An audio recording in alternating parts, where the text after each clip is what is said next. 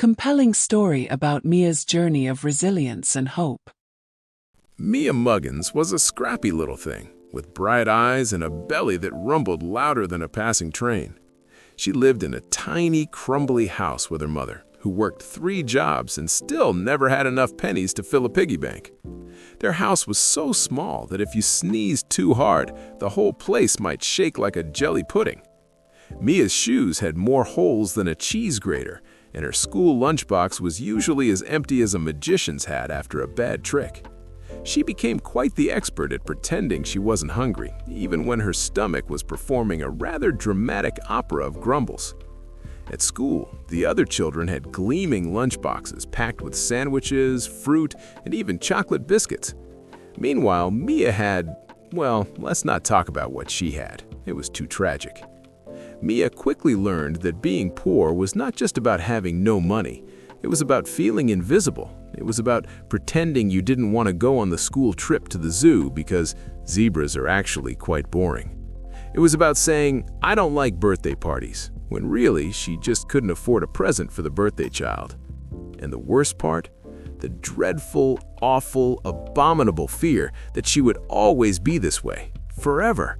A grown-up Mia, still dodging school trips and still chewing on imaginary sandwiches. Horrible. Enter Mrs. Rivera.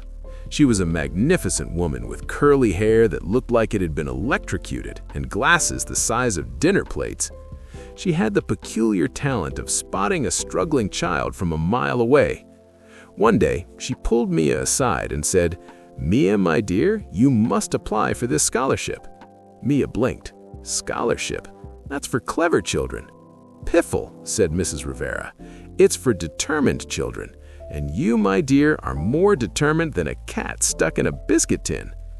Well, that was a rather interesting way to put it, but the idea burrowed into Mia's head like a particularly stubborn mole.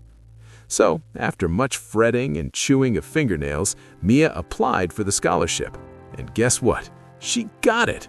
There was screaming, but badly, and there was a celebration involving a single biscuit they split in half because that was all they had.